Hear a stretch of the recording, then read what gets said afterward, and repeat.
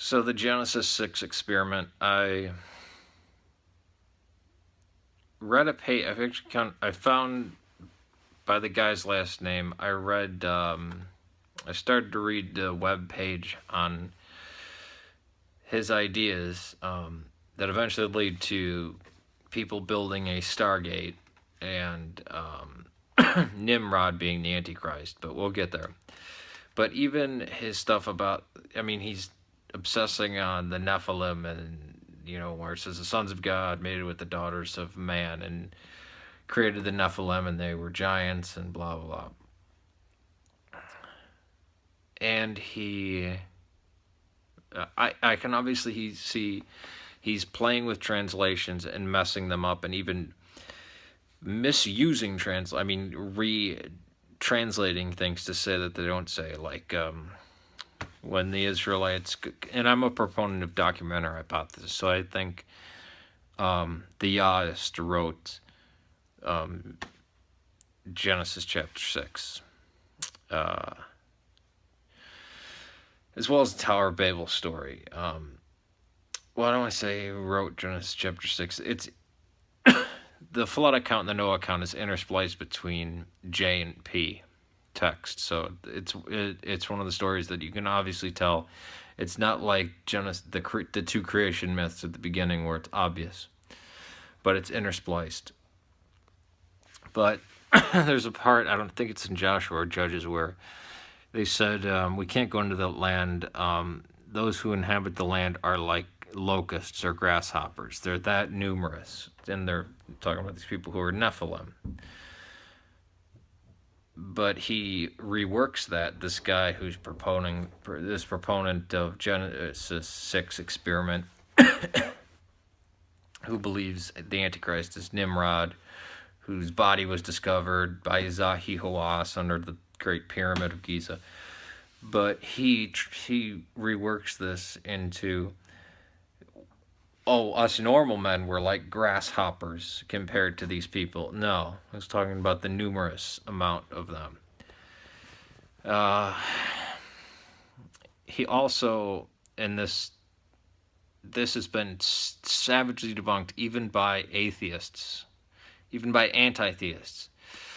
He lists off Adonis, Bacchus, Dionysus, Mithra, which is not a god. It's either Mitra, the Persian, or the Romanization, Mithras. Did I say Bacchus, Adonis, Nimrod, Gilgamesh, Osiris? And he says Ra, and he says these, some of these gods have association with December 25th,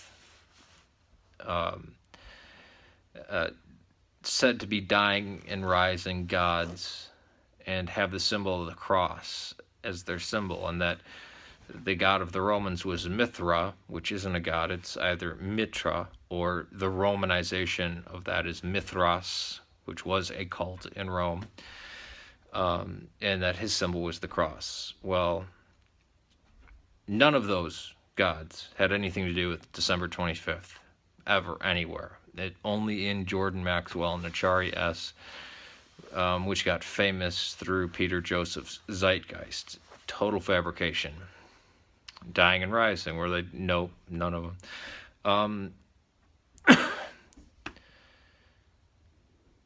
Mithras sprung fully formed from a rock, never died, actually is a constellation in the sky, and his symbol is him dressed like a Persian in Persian dress, in the Persian tunic and cap, and those pointed shoes, putting his knee into the back of a bull and slitting its throat, and there's a dog and a scorpion beside him. That's the only symbol that deals with him, because isn't it strange that Jesus was crucified on the image of their God? No, the cross was actually abhorrent to the Romans and everybody, because it was to be affixed to that cross. Crucifixion was the worst and most humiliated thing you can possibly be. It was like an electric chair. And it wasn't the god of the Romans. It was Mithras was the sole Invictus for a few years. the unconquerable son. An emperor put him at that title for a few years, right before Constantine came to power. It might even been Diocletian or Maximus. So that would be so much later. And Mithraism, all the evidence, I mean, Christianity predates all the stuff about Mithras and Mithraism. But yeah, I mean, even the most savagely debunked craziness that's purported by anti-Christians, he buys into and tries to turn into Christian evangelical propaganda. And he's probably selling books and giving speeches for money. But he plays around with the words fast and loose, and it's like Ancient Aliens, basically. Again, anybody you see speaking from a pulpit with a microphone and PowerPoint behind them, and they're talking about scripture or anything, just run away. If they're doing it in a faith-based thing, if it's scholarly, that's fine. You know, Yale courses online. Check out. I forget his name now. They have the whole class on videotape. The guy's not a Christian. He's an atheist. He teaches a class. He does a fine job of going over the New Testament. But this idiot is just that, an idiot. And the Genesis 6 experiment is lunacy. It's just madness. I mean, it's laughable. It actually is kind of worth it to watch some of it because it's just nuts. But reading his nonsense,